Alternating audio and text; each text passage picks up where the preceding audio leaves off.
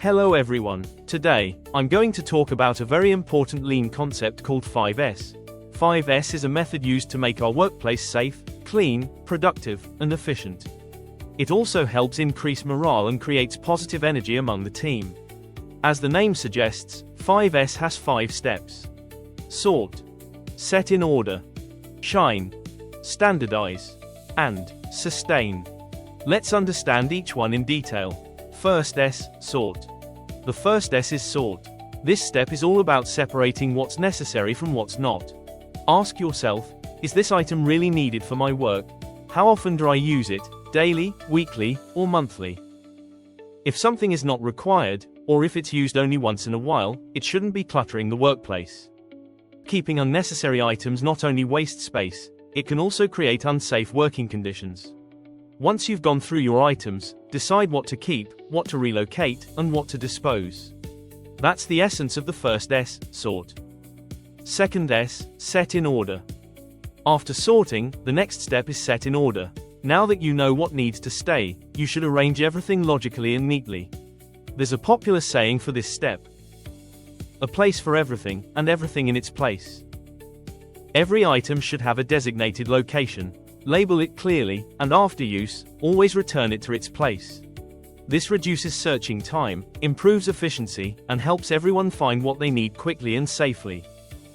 Third S, shine. The third S is shine, which simply means cleaning. Use the right and defined tools for cleaning. Define a schedule and clean regularly. Everyone is responsible for keeping their own area clean and tidy.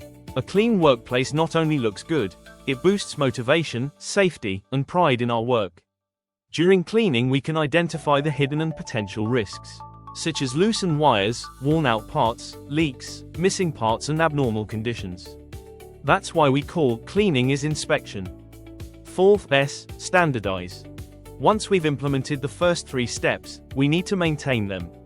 That's where the fourth S, standardize, comes in. Standardization means making the first 3 S's part of our daily routine. We do this by creating standard operating procedures, checklists, schedules, and visual controls. Here are the few examples of visual controls: signages, floor markings, shadow boards with labeling, color codings. In this step, we should clearly define who does what, how often, and how it should be done. And remember, it's not fixed forever. We should take feedback from the team and improve our standards when needed. Fifth S, sustain. Finally, the fifth S is sustain.